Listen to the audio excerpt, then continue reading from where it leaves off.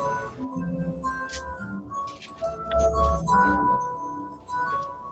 everyone, thank you so much for joining us today and for being early. Really appreciate that. So we'll give everyone just a few minutes to continue to join. We'll get started just a little bit after 1 o'clock probably.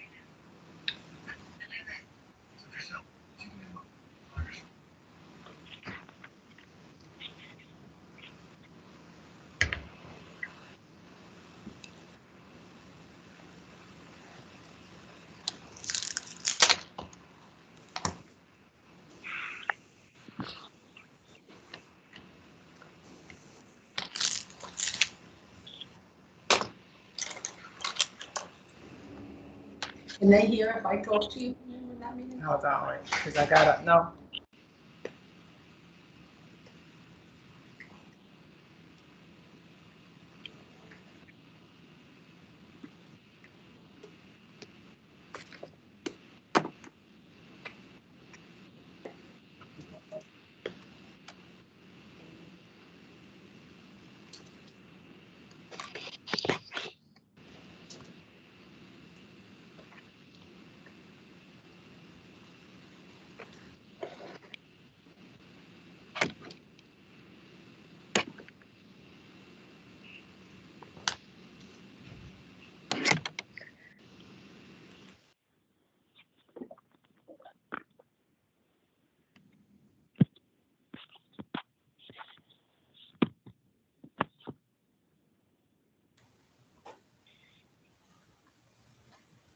We'll get started with the meeting just a little bit after 1 o'clock. People are still coming in. So just want to again say thank you to those of you who have joined, and we'll get started soon.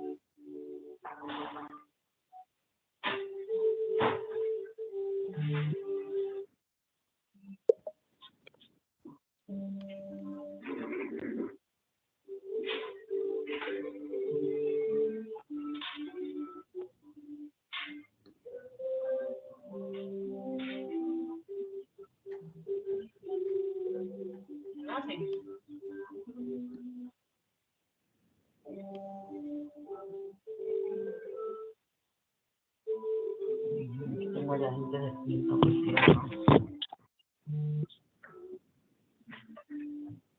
right, good afternoon. I have one after, and those coming into the meeting has slowed down, so we'll go ahead and get started. I am going to mute everyone. So if you do have a question or have information that you would like to share, please remember to unmute yourself.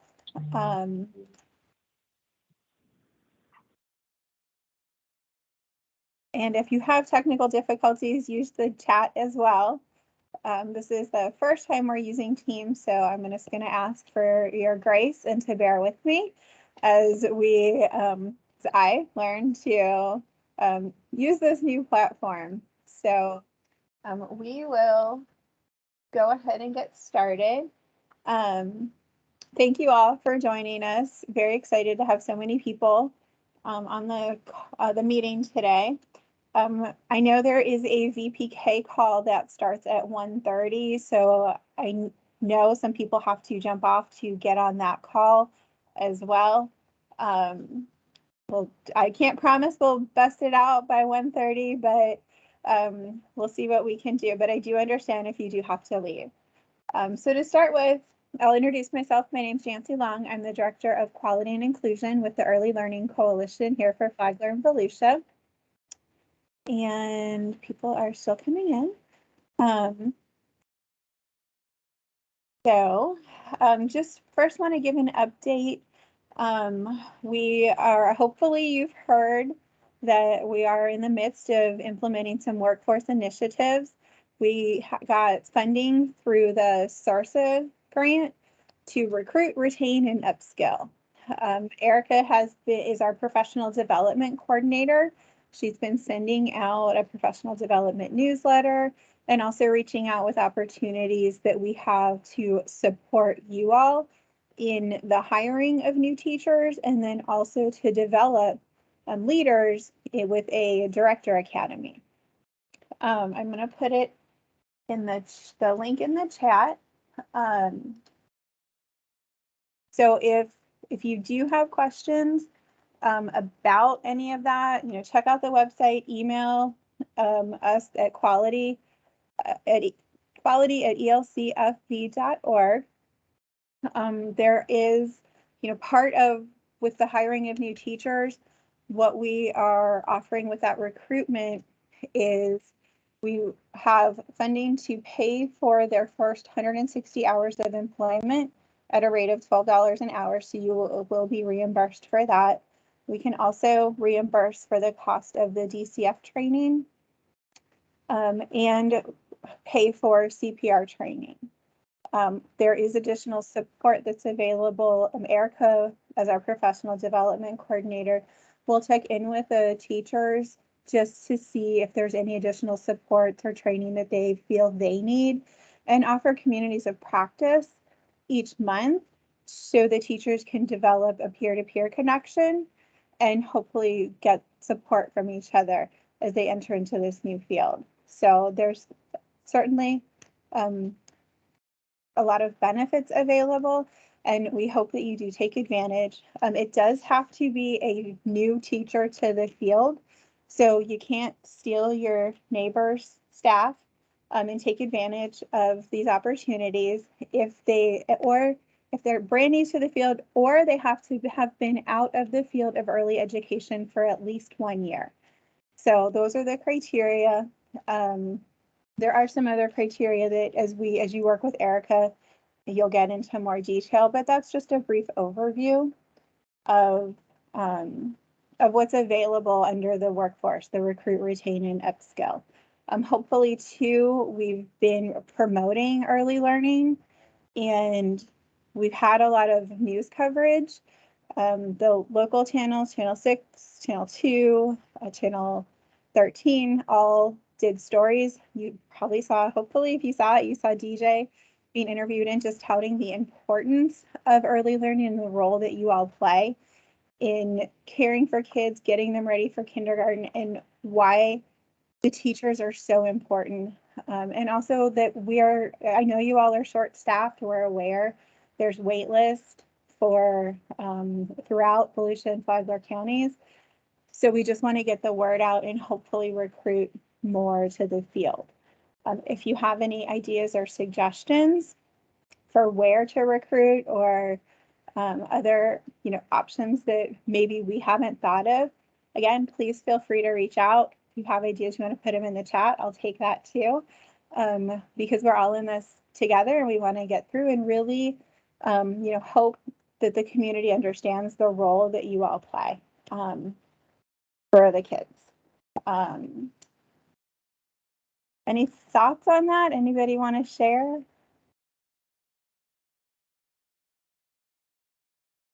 Right, I'm not seeing anything, so we'll keep moving. I want to talk a little bit about transition to kindergarten. And I think Janine Kilmer from Flagler County, you might want to, you had a couple things to say.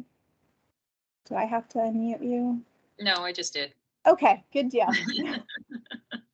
All good. I just wanted to reach out and let everybody know that we actually did a similar plan that Volusia did in terms of we have a transition to kindergarten paper, if you will, that's about the students that might be coming into our public schools. Nancy Walsh has that information, and we have not received anything yet. We are looking forward to getting some information about our students. That way we can send it out to the receiving elementary schools. So I just wanted to mention that. Okay, excellent. Thank you so much. And I put in the chat too the link to our website. We have a transition to kindergarten page set up with the forms for both Flagler and Volusia County, as well as just a little bit of a guide for how to complete those forms. And if you have questions, please feel free. We'll do our best to help you or point you in the right direction. If we don't know the answer, we'll find someone who does. So moving along those lines, we'll talk a little bit about the changes that are coming for 22-23 for VPK. We've talked about it in our last meeting when we had the statute out. Now we have a proposed rule from the Division of Early Learning that gives a little bit more detail. So I just wanted to talk a little bit about that. And it is proposed. It still needs to go before the Department of Education for approval. So in regards to the VPK program assessment, that is going to be using the CLASS tool. That's the same tool that we use for school readiness. So if you're a provider for both SR and VPK, you're already familiar. The contract minimum threshold is 4.0. So you have to meet the contract minimum threshold to be eligible to continue to contract for VPK the following year. So what that means, it's if you have an assessment completed in February and you score a 3.5, you can finish out the current year, but then you are ineligible to contract for the following year. There is an opportunity to request and pay for a reassessment in hopes that you will score above the contract minimum threshold of 4. As far as what the criteria is to become re-eligible, DEL hasn't written that yet. So we don't know what that's going to look like and how you will be assessed the following year to regain your eligibility. That is a key piece of information that we're waiting on patiently. I just checked right before we came on today to see if there had been an updated draft rule, and there is not yet one available. So we will just wait and see what they have. We have provided, a lot of the coalitions have provided feedback to DEL. We're also waiting to see what suggestions are incorporated into rule. And we're hoping to get it sooner rather than later so that we can share it with everyone. As far as the timeframes go for the school year, the assessment will be completed no earlier than 15 days, in 15 instructional days after the program start and before 70% of the program instructional hours. So it's going to be a lot of math. We're really hoping that the portal is going to give us the dates for us because I know all of the classrooms start at different times. For summer programs, and this doesn't start this summer, it'll start next summer because it's a 22-23 year, that the classes have to be in instructional days, have to be completed at least 5 days, and then has to be completed before 60% of the instructional hours. So we've got to hit a lot of programs. We got to assess a lot of classrooms within those time frames. For those of you who are school readiness and VPK, we are really going to try to align those assessments so that we're not coming out at different times during the year. The first year may be a little bit awkward with timing. We're going to do our best to figure it all out to make sure we are getting out there when we need to. So, and I saw some things in the chat.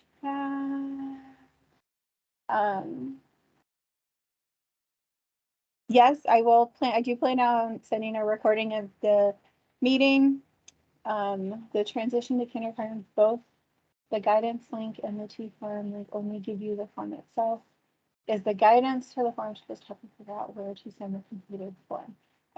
Nancy, I saw you unmute. Yeah. Hopefully you can help with that. Yeah, and I actually answered that one in the chat. So yes, the guidance document does give you some pretty good support for filling out the transition to kindergarten form and also how to submit. And if you're not sure about how to submit or you have another idea of a better way to get those forms to the district, just email me. We'll figure it out. We really just want to, we're doing it for the first time this year.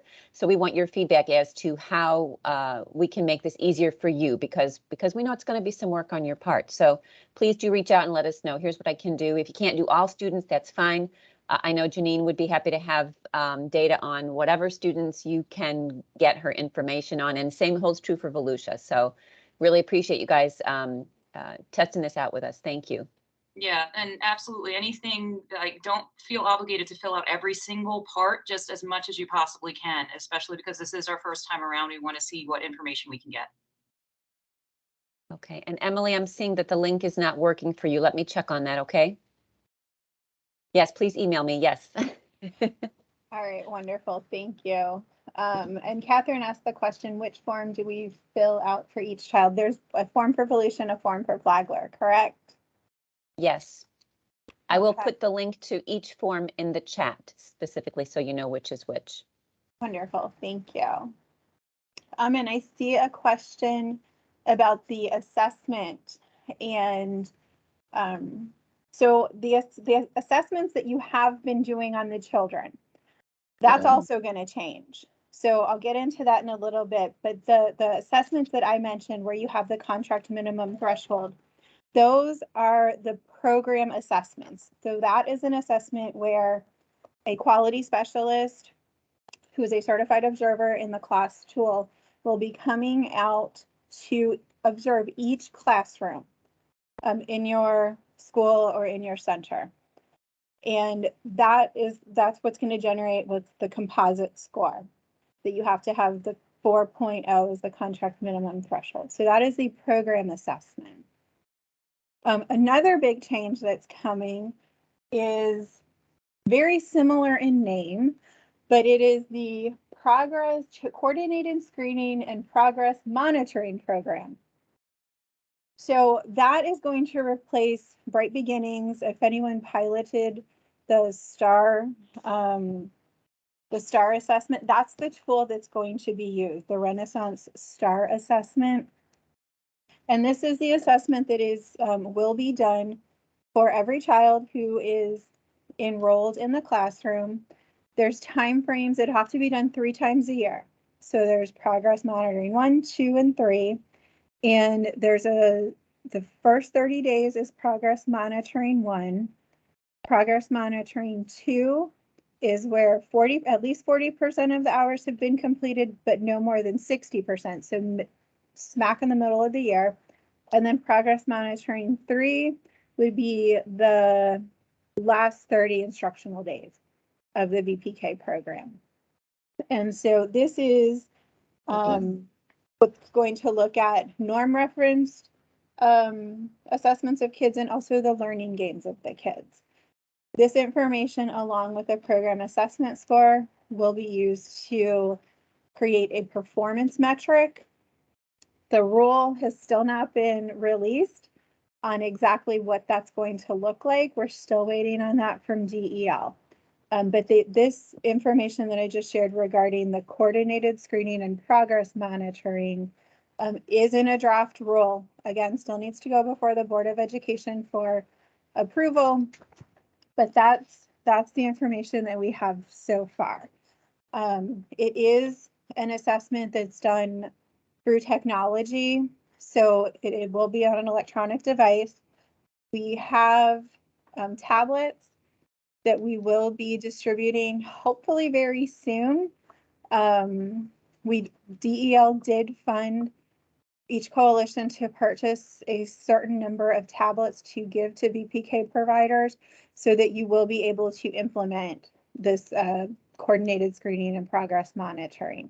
There are trainings that are required for those who will be administering these assessments, and I will put that, if I can make sure I have the right one, I'll put it in the chat. Here it is, sorry. So the director and the teachers who will be administering do have to take the training. If you're a director who is also administering, you only have to do the director training. So they have multiple sessions being offered. You do have to register.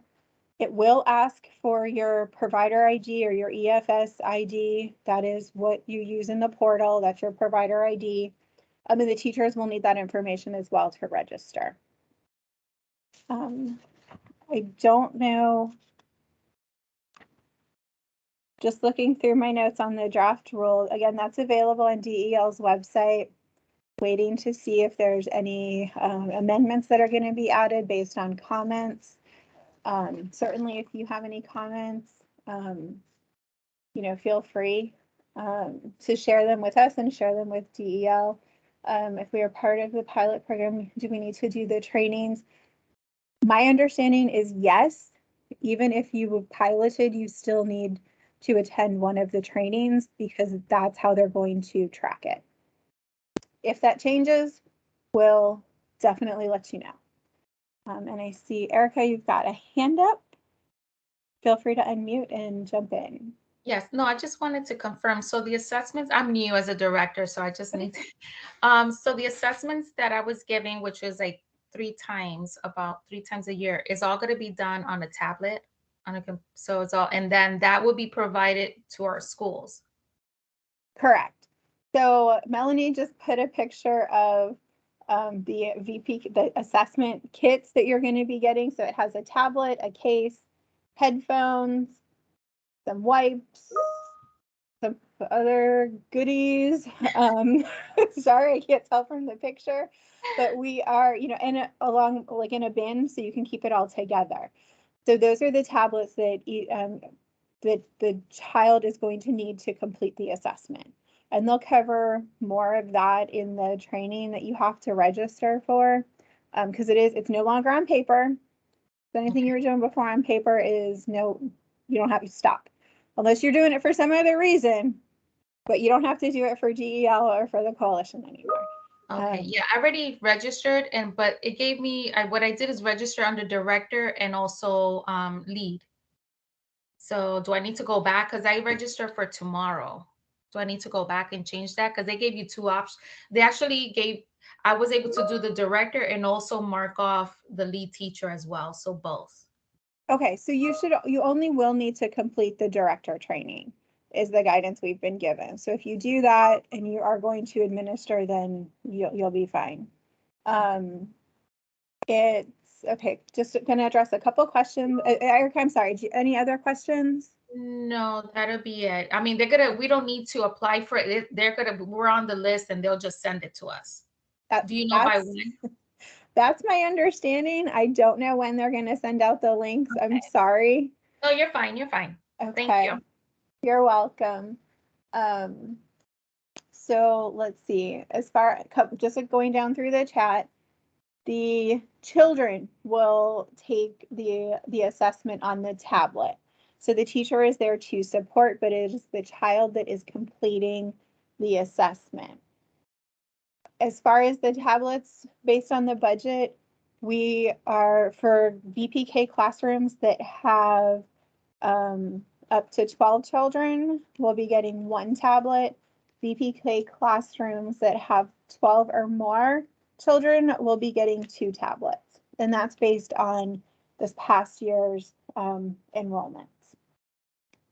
If we have funding or if DEL allocates additional funds, we would absolutely love to provide more. But at this point, that's the breakdown. Up to 12, 1 tablet, 12 and over, 2 tablets. And let's see. Oh, good. And my fabulous coworkers have answered that in a lot of those questions in the chat as well. So thank you for that. So like I said, there's a lot of changes coming for VPK. We've also talked a great deal about the training requirements, the literacy requirements for VPK teachers and VPK directors. DEL has issued the deadline of July 1st. I know a lot of teachers are still trying to get into some of those classes. So I imagine that they will extend that. The training calendar has come out for the month of June. If you haven't seen it already, I will drop that in the chat as well. And I'll also send out the agenda with these links, so in case you don't catch them all during the meeting. Jancy? Yes. I had communication from Amanda just a little while ago, our VPK regional facilitator, and she is adding in a couple of more trainings for June as well. So if everybody, I'm trying to keep the professional development tab on our website updated with all that information. So as I receive communication from her, I'll put that up there. Excellent. Thank you so much. And I know that Amanda did indicate as well that the best way to communicate with her if needed is through email. I'm pretty sure her voicemail's got to be overflowing, if not full at this point. And she's doing training all day, so it's a lot easier for her to respond to emails than it is to a phone call to each person. So I did want to share that as well if you do have any questions specific to that. Let's see. And I'm just looking at some of the questions, the new transition. So yes, everything that I'm talking about, the literacy requirements, program assessment, progress monitoring assessment, that all starts 22-23. So I am gonna guess, and Melanie, Finance and Compliance and I are looking forward to a lot of contract amendments this year as things come out and get changed. I'm gonna apologize in advance because it is how it is. So just bear with us as we go through and try to incorporate all of these changes that are coming up for 22-23. So I think, let me just go back. That is all the information that I wanted to share to update for VPK. I know you've been asking questions. I don't see any other hands. So if we're gonna move on.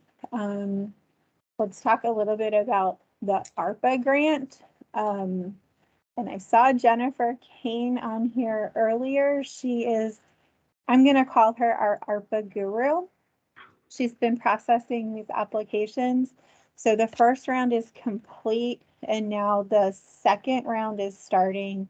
And I believe there's a survey in the portal that they need to complete, and I'm hoping Jennifer will jump in.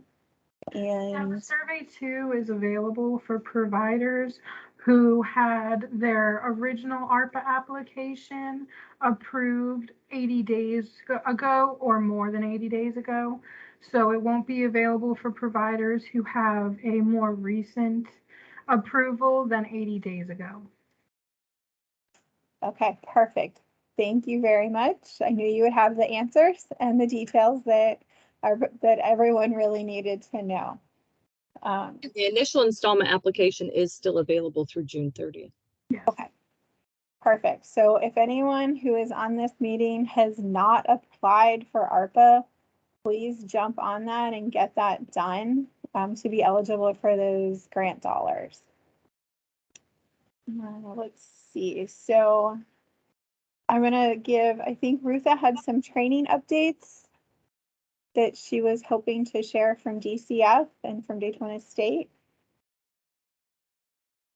I'm not seeing Rutha. Hello, everybody. Just want to, I sent out the schedule for July, August, and September DCF exams to Yancy and Jennifer to do like an email blurb or training blurb so that the information is out there. Plus, it's also on the DCF website. If you see a date and you go on and it's no longer there, that means that particular exam session has been full and it automatically drops off, and that's done by Tallahassee. We have no control over that. Another information I sent was we have another upcoming trauma class starting August 1st, instructor-led, and that's also on the website for anyone to register to renew your director's credential if you choose to. And also DCF, we just had a training, I think it was last week, has another trauma-informed care class similar to what we're already doing, but it's a little bit different. It's what they call an online portion, but the online portion is really for the student. The class itself is not online. So that'll be coming out sometime after July. So we won't be offering it until it comes out in conjunction with the current one that we offer. So someone will have a choice of which one that they want to do.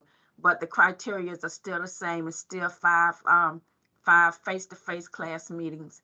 It's just some additional information they've added, and they just do it a little different. So that's all I have. All right, great. Thank you so much, Rutha. And again, I'll send out the agenda with all of these links, and I'll find that email that Rutha I know sent me, and I'll include that attachment as well. Sticking with DCF, Jennifer Overly, our licensing supervisor, I think she just has some reminders for everyone.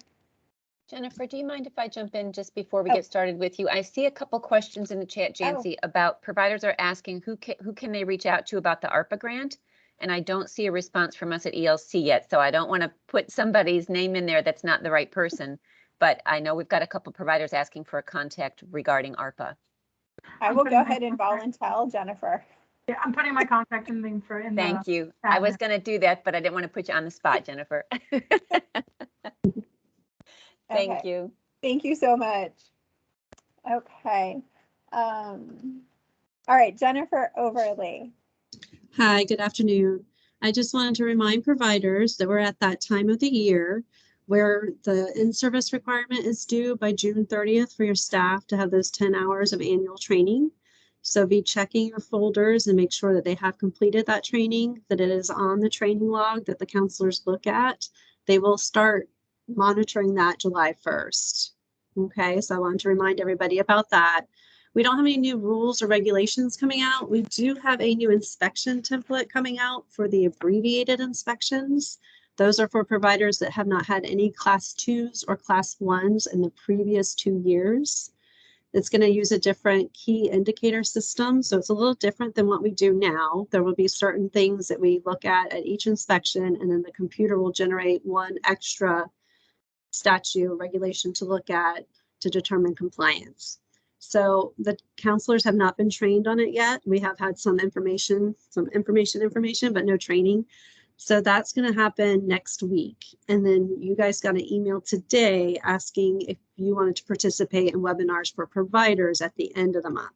So if you're interested in that, if you've had some abbreviated inspections, you fall into that no class 2s, class 1s in the last 2 years, and you have time, it would be great if you could get onto that and look at that and give some feedback as providers. So those were the updates for us right now. All right, wonderful. Thank you so much. And I do have to just acknowledge for a moment, I know how, I can't even imagine the amount of communication that you all as our providers receive between DCF, ELC, DEL, and countless other agencies, I'm sure. So to try to keep up with it, I would imagine is a very difficult task. So we're here to support you. If you have questions, please reach out. We want to make sure that you have all the information you need. So as far as specific topics, that is all I had in the prepared agenda. So I'm going to open this up right now if anyone has questions about things we talked about, or maybe topics we didn't cover that is just burning in your brain that you want to get answered or that we can look into.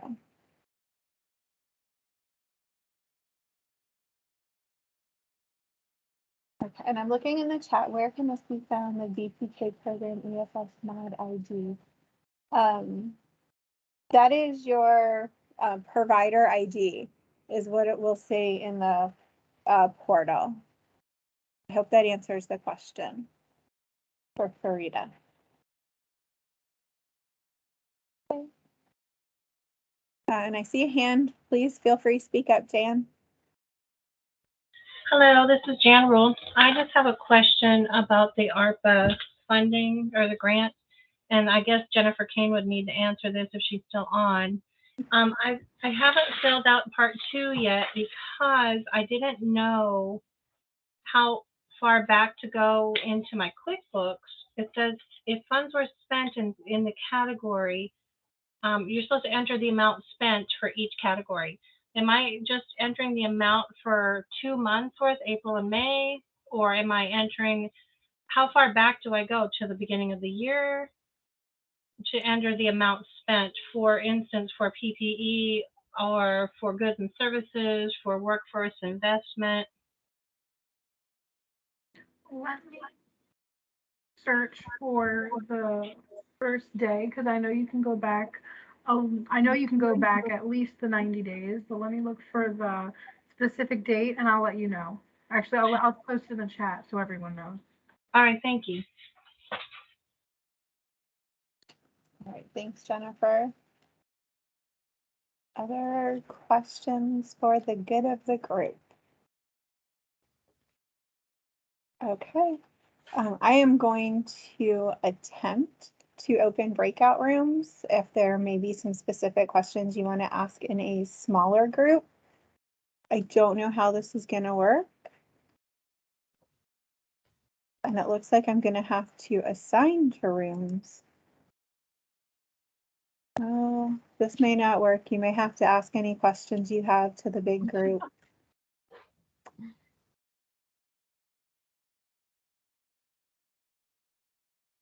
Okay, in true Microsoft fashion, I'm watching a circle spin. It's purple this time.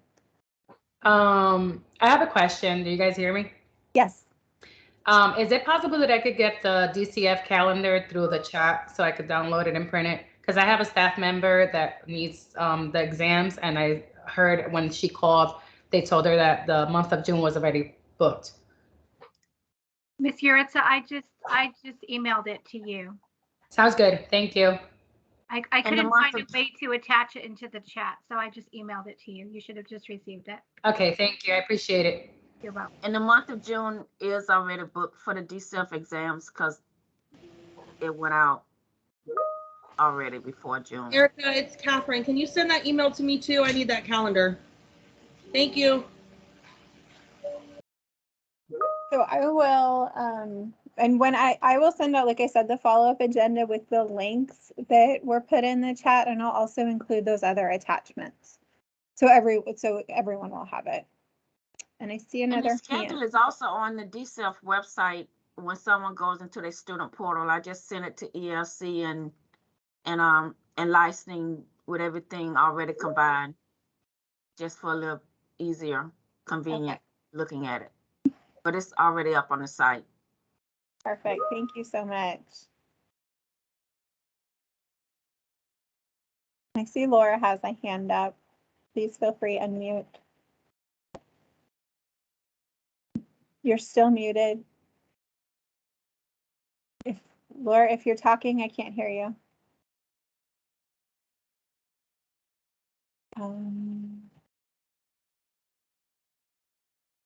Let me see.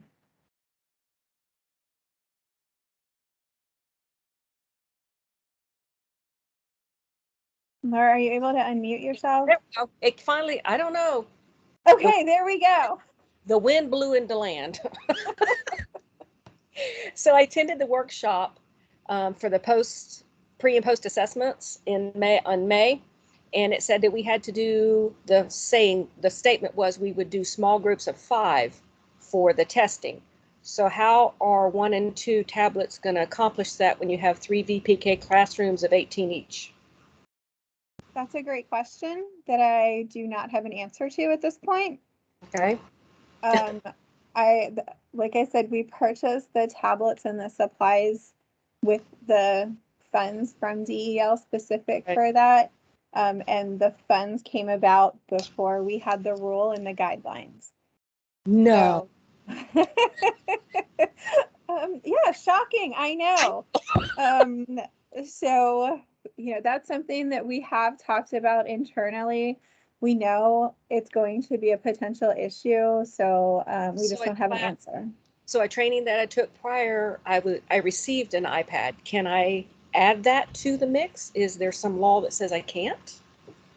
I am not aware of any restrictions on adding technology. Because that would be awesome. It's sitting here not doing anything right this second, so. I would say if you have additional tablets or iPads available that you can dedicate, that would be great. Okay. And certainly help out with efficiency. Yes, thank you so much. Thank you. I saw Catherine had a hand up, I think.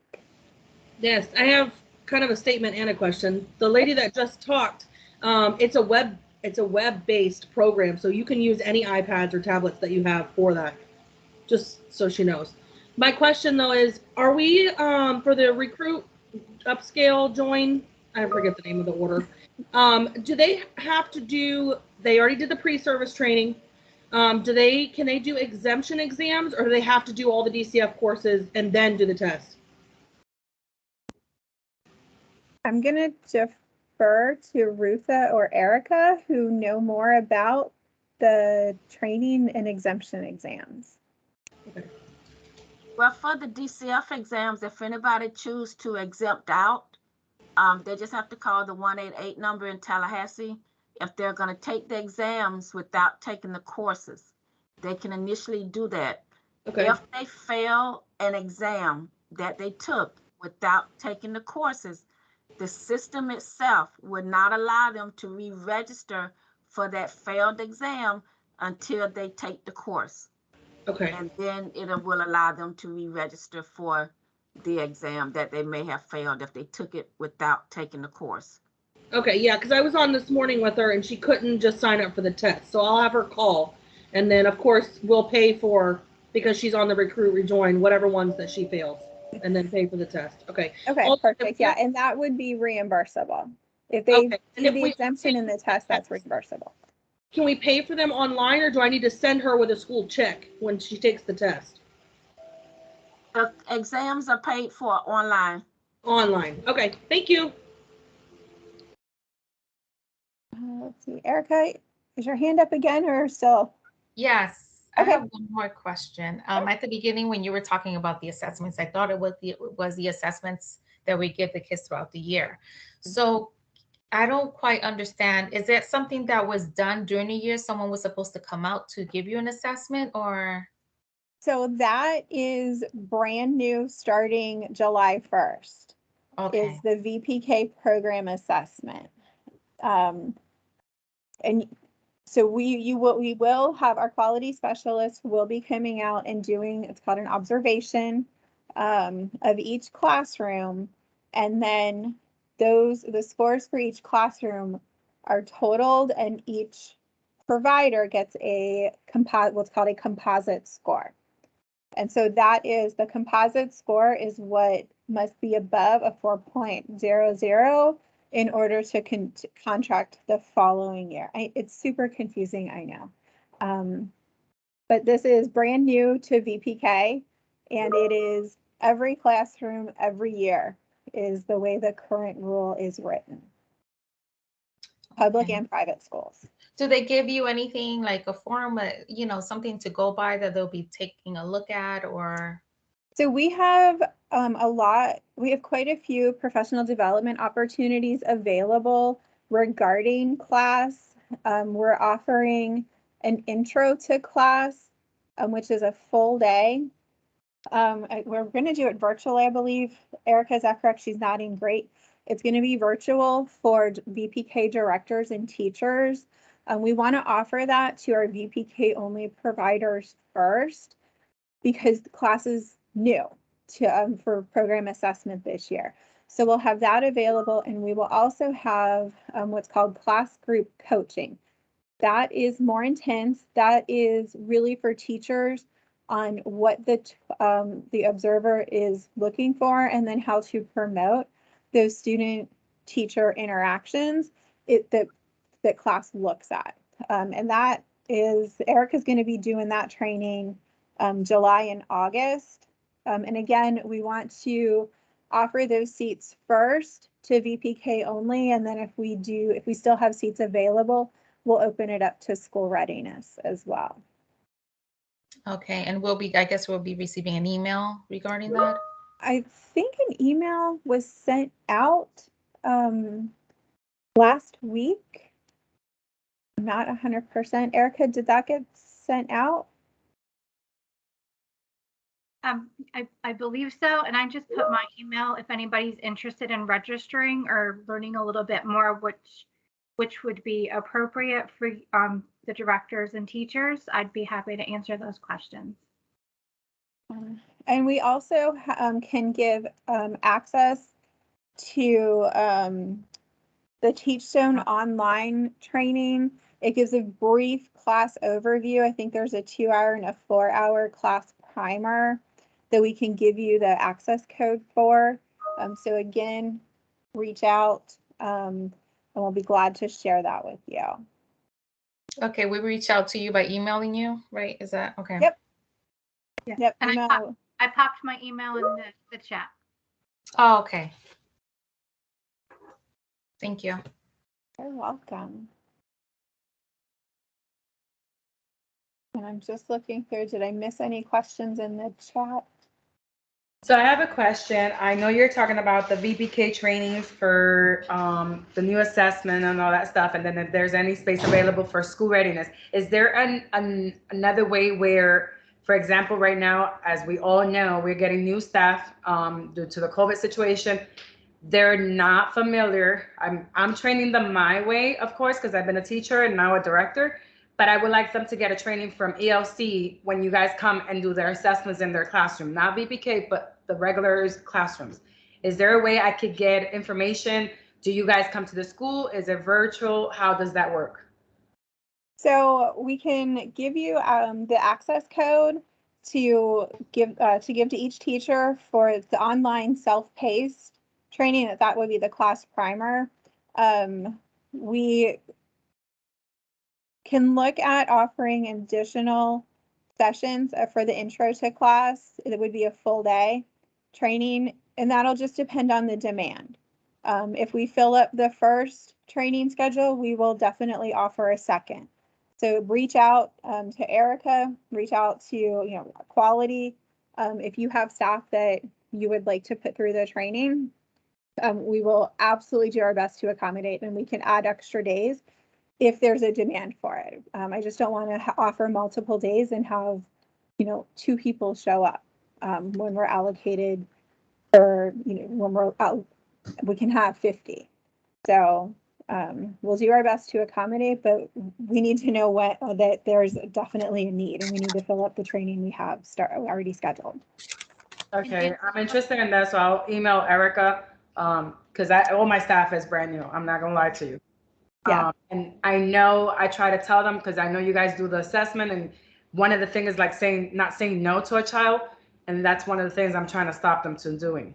And I know if we get assessment, I don't want our numbers going down, because as of right now, from our last assessments, our numbers are really high. Yeah. No, and I think it's great that you're being proactive, and so reach out and we will connect you and your staff to the training we have available. Okay, thank you. I appreciate it. And in the fall, we will be offering for the infant toddler teachers the class group coaching in the fall. Okay, thank you. And I see a couple other hands. Heather? Yes, I had a question. I don't know if it's off of topic or whatever, but I am through Flocks. So I do, go through DCF as well. But when I went to a Flocks meeting, they told me about a BPK supplemental funding. Is that something that you know anything about? I do not. And Okay, well, I have the paper in front of me, and it was something about the because it was talking about the per child funding that went up a little bit. But it was saying like the legislature also allocated special funding to ensure that BPK instructors are paid a minimum wage of at least $15 per hour.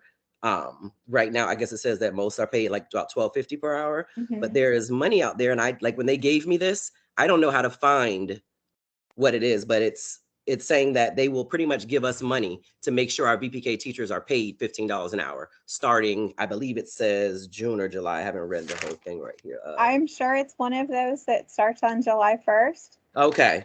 I am going to. There is rule pending, Oh, good. and Thank there you. are updates pending in the VPK contract as well. Jennifer, did we cover this a little bit in the VPK orientation too? That we were waiting to see how it landed in EFS mod. But what it is, it's not going to be required. It is going to be optional. And in the VPK contract, if you are able to commit to that, I believe there's additional funding available. And that's that's what it says. That's what it says on the paper. Yeah. Yeah. Okay. So again, we have a little bit of information, but a lot more to come. Of course. Okay. Thank you, Melanie, because I was not there. All right, I see other hands. Erica.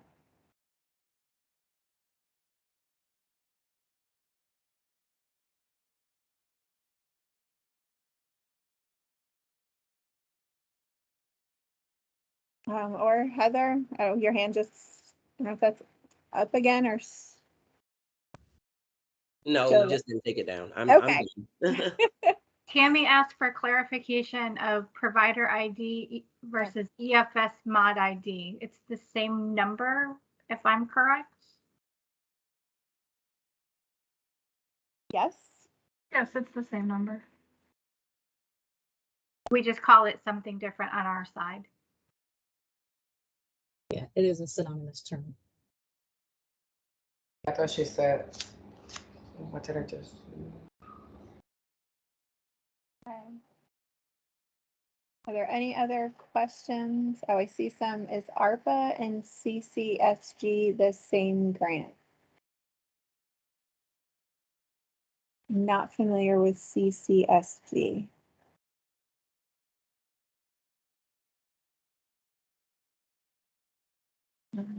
Sorry, I was trying to unmute. So if my understanding is the CCSG is like the header, and under that are different levels. So being child care stabilization subgrant provider.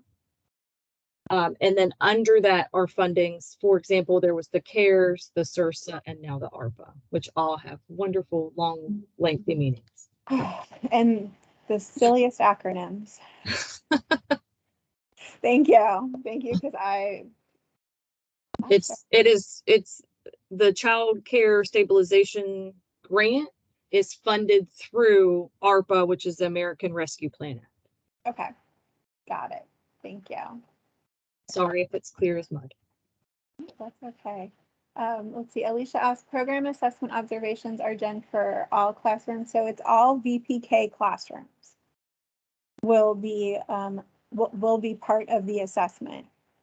If you have school readiness and you have been doing the school readiness program assessment, that is going to stay the same.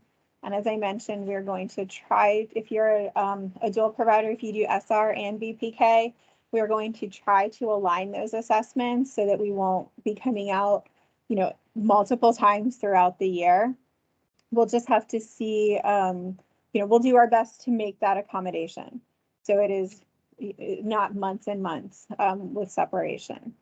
So it is, as far as VPK goes, it is every VPK classroom will have an assessment. And then for school readiness, it is 50% of each care level that has an assessment. Let's see.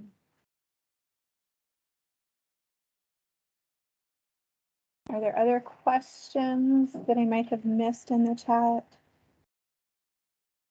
I strongly urge everyone to read the chat because there's really good information getting posted. Yes, and I'm trying to keep up. You all are very chatty in the chat, which is what it's there for.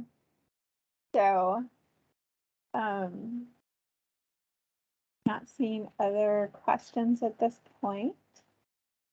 So thank you all for making this very interactive, and I hope you found it helpful and beneficial.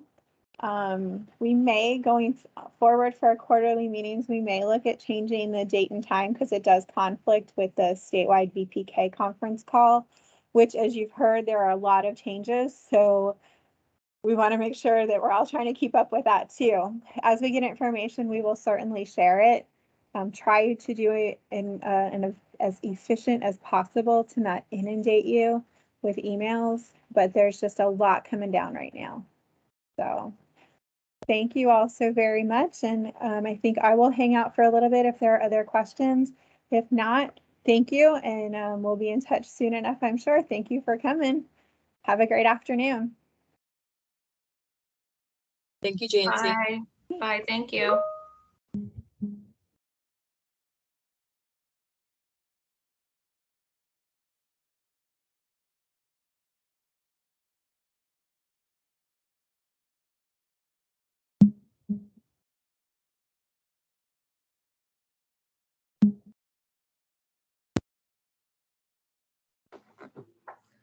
I have a quick question. I haven't been in this situation yet, so I just thought I'd ask since I have you guys here. I have one of our VPK teachers is taking a step back, and another teacher who's been teaching for 15 years is interested in stepping up into that spot, but she doesn't have a CDA yet. Is there is there a grace period for her to receive that as far as our contract goes? I'm gonna, Erica, What do you program have are this? you with? Oh, good. Melanie's still here. Yes. Nice. Heather, what program are you with? Oh, I'm Robin. I'm with Port Orange Presbyterian. Okay. I will have your compliance specialist reach out with the like quick details on that, because there are several different like if then, and it's gonna, and there's a grace period in documenting a change in your VPK app, but I'm not necessarily sure how much of a grace period it offers without seeing all the credential in front of me. So I will have your compliance specialist reach out. Because right now, I mean, we're not in school now, and so no changes have really been made. But for my new contract, I don't know really what's going to happen there. Fall? Right. And you said she has a bachelor's degree, but not her CDA? No, she's just been here for, you know what? She might have her bachelor's degree. She has some college, I know. I have to double check to see if it's actually her bachelor's, but it's not in education. Yeah, we'll have to look at their criteria because there's several different layers of the if then, and I don't have it in front of me either right now, but we will get it over to you. And did you see the most recent VPK orientation? Yes. Okay. Yeah, that's also a tool we can go back to. Okay. And she would have to do the emergent literacy as well. Yes. Right. Yes. I got her started on that. Oh, perfect. Yes. Great. Thank you. You're welcome. And the standards for a lot of VPK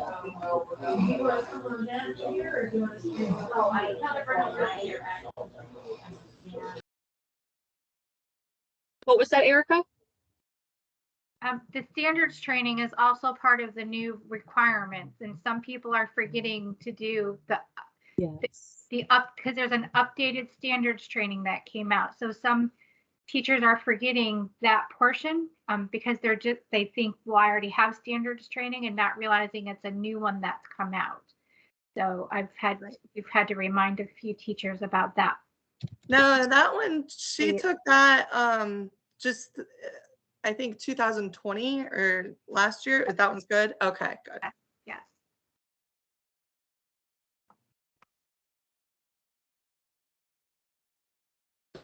James, you're muted.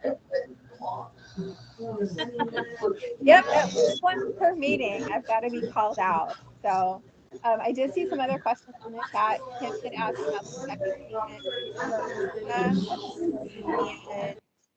And that will be going, it would be, you'll have to complete a survey 80 days after the first payment. And that will then, so it's a total 90 days after the first payment. And then when will the contracts be pushed out? We are actively working on those. In progress. Yeah. Okay. All right, we got 2 minutes left.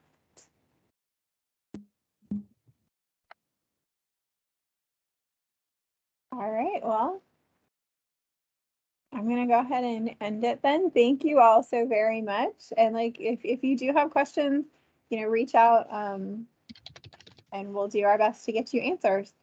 So have a great rest of the day. Thank you.